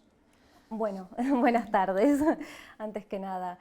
A ver, creo que la cuestión de la salud mental en los últimos años sobre todo ha empezado a tomar cierta relevancia y está en agenda al día de hoy, ¿no? Y como dices, me parece fundamental poner justamente a conversar de qué se trata esto de cuidarnos y pensar que la salud va más allá de una cuestión orgánica y biológica y demás, ¿no? Que cuando hablamos de salud en términos integrales. Entonces, la salud mental en ese sentido tiene toda su relevancia, porque, bueno, como decimos, no somos solo un cuerpo que va por ahí, sino que somos una persona que tiene su historia, que tiene, sus deseos, sus pasiones, y es importante pensar en términos integrales. Con respecto a cómo darnos cuenta cuando estamos pasando por ahí algo más que una mala racha, lo llamabas así de este modo, creo que el malestar y el sufrimiento psíquico tiene muchas caras, muchas formas, ¿no? Se manifiestan de distintas maneras y en el último tiempo principalmente aquellas manifestaciones por ahí están más alrededor de lo que puede ser la ansiedad o la depresión, ¿no? Oímos mucho estas palabras en el cotidiano. Sí, pero es verdad que nos cuesta a veces, no es que nos cuesta hasta diferenciarlo, nos cuesta detectarlo, saber exactamente lo que es cada uno de estos problemas. Cuéntanos. En principio el malestar también es cierto que tiene un componente subjetivo, también es como lo experimentes vos, y me parece que es importantísimo poder validarlo y abrir espacios de escucha y de diálogo con respecto a este asunto, ¿no? Entonces sí que uno puede identificar manifestaciones como, no sé, insomnio, irritabilidad, algunos síntomas, ¿no? de ansiedad, crisis de angustia y demás. Pero me parece fundamental cuando hablamos de salud mental y cuando hablamos de sufrimiento mental es poder ubicar cuando hay ahí en ese sufrimiento un extra, algo que está de más, digamos, ¿no? Porque digo, en la vida atravesamos muchas etapas vitales y es cierto que el sufrimiento es parte de la vida, ¿no? O sea que no todo... Hay que sufrir, quiero decir, es verdad que intentaremos ser los más felices posible, pero el sufrimiento va con la vida. Eliminarlo no es posible. ¿Dónde está esa raya de, bueno, pues esta es la parte de la vida menos agradable, a cuando lo que estabas diciendo, a cuando entramos a lo mejor en tener algo un poquito más grave? Eso es, el punto es cuando notamos, ¿no? que hay alguna interferencia justamente en el desarrollo de nuestra vida cotidiana, ¿no?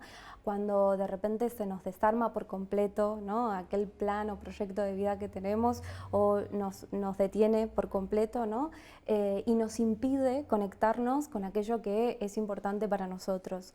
Creo que cuando eso aparece, el sufrimiento es muy intenso y hace justamente que algo de eso se desarme, ¿no?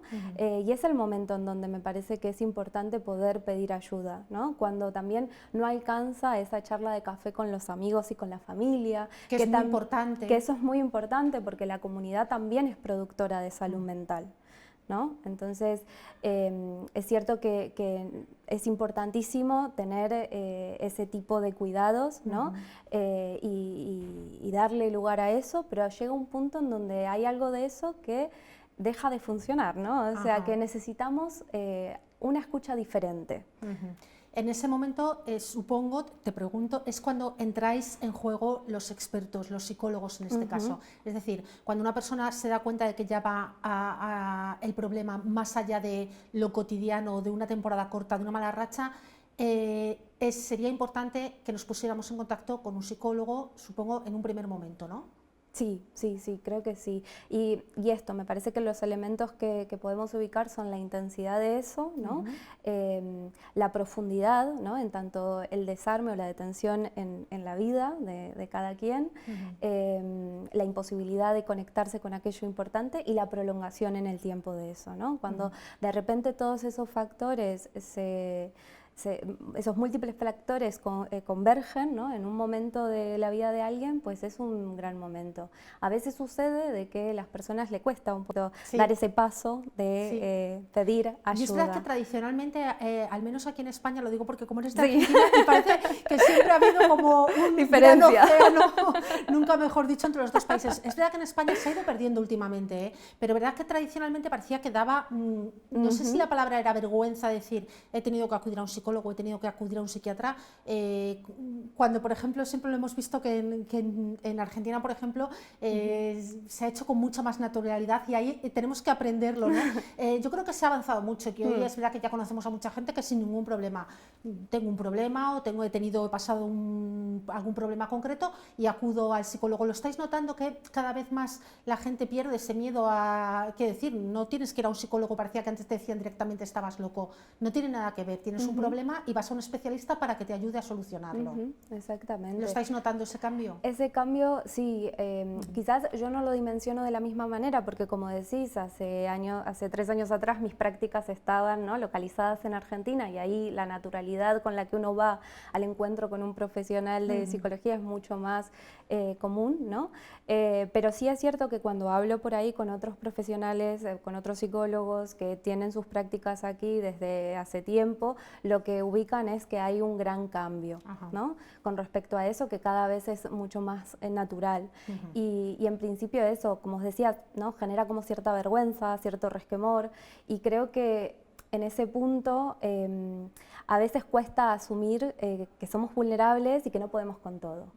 Entonces creo que en parte hay algo de eso que es necesario vencer para justamente disponerse a un trabajo y a un proceso terapéutico que te permita justamente vivir un poco más liviano, ¿no? Porque de eso se trata. Y es muy importante.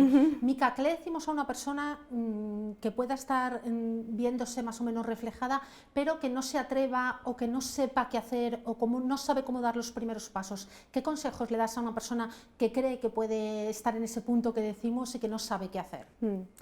Primero, que no hay nada malo en él o en ella, digamos, no hay nada malo en vos, ¿no? O sea, cuando uno de repente ubica que hay algo en donde realmente necesita de una escucha diferente, creo que es importante identificar eso, ¿no? Porque enseguida la salud mental y en torno a la salud mental hay mucho estigma y es cierto que antes estaba mucho más acentuado, pero todavía quedan resquicios de eso y me parece que es importante decirle que no hay nada malo en la persona. Y después, por otro lado, creo que otra cosa que podría decir es esto, ¿no? Que creo que asumir la vulnerabilidad de uno y asumir también de que hay algo del sufrimiento que es parte de la vida misma, aliviana mucho, genera efectos de alivio, ¿no? En el momento en el que estás, en el momento en que estés atravesando así alguna crisis y demás.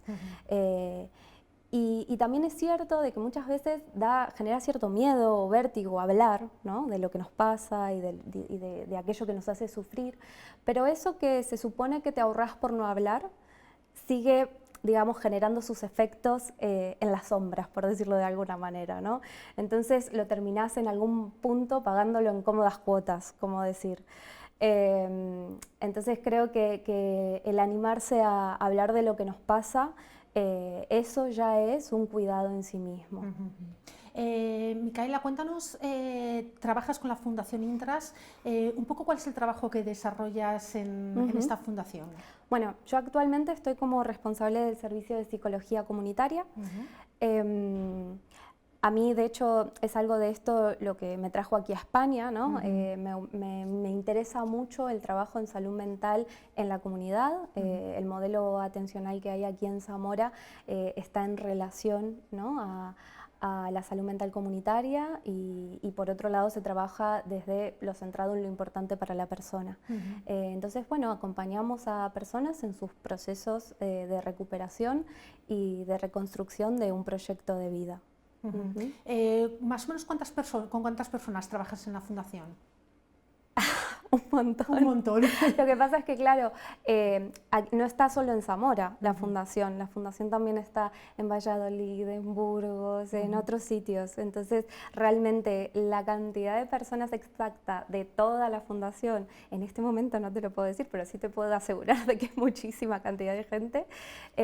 Y en Zamora también realmente el nivel de demanda y de apoyo es bastante alto. Sí, sí. ¿Con personas llegan a la fundación personas de todas las edades? Principalmente mayores de edad. mayores de edad. En Zamora, porque después hay en otros sitios dispositivos en donde sí, también se están recibiendo y atendiendo otro tipo de demandas. Entonces por eso es como muy diverso, dependiendo en cada sitio se responde a distintas demandas, también tiene que ver con bueno, estar en territorio, sí, ¿no? Dependiendo un poco de la población. Eso es. Aquí en Zamora a lo mejor es gente mayor y los problemas que tenemos son más de temas cognitivos, supongo que vaya por ahí, ¿no? También por ahí, pero también es cierto que trabajamos bueno, con aquellas personas que forman parte también de la red de salud mental de Zamora, ¿sí? A nivel de psiquiatría y demás. Entonces, por ahí también trabajamos con afecciones complejas y demás y bueno, acompañamos un poco eso. Acompañando y echando una mano. ¿Estás contenta con el trabajo? Como nos decías, que llevas 3 años, ¿no? Llevas 3 años aquí con ese trabajo. La verdad que estoy muy contenta y sí, llevo 3 años. Yo vine en búsqueda un poco de este modelo de salud mental comunitaria y la verdad que es muy satisfactorio en el día a día el trabajo, sí. ¿Cuál es la parte de la que te sientes más satisfecha? Echar una mano, ¿en qué parte de ese trabajo te encuentras más satisfecha? El conectar con las personas. Yo creo que algo de eso a mí también me hizo que eligiera mi profesión, ¿no? El poder acompañar a las personas y hacer que la vida sea un poquito más amorosa. Muy bien, pues con ese mensaje nos quedamos. Muchas gracias por habernos acercado un poquito más hoy a ese tema de la salud mental que, como decíamos al principio, es tan importante ponerlo muchas veces sobre la mesa y por darnos esas claves. Muchas gracias por acompañarnos. A vos, gracias. Nosotros continuamos.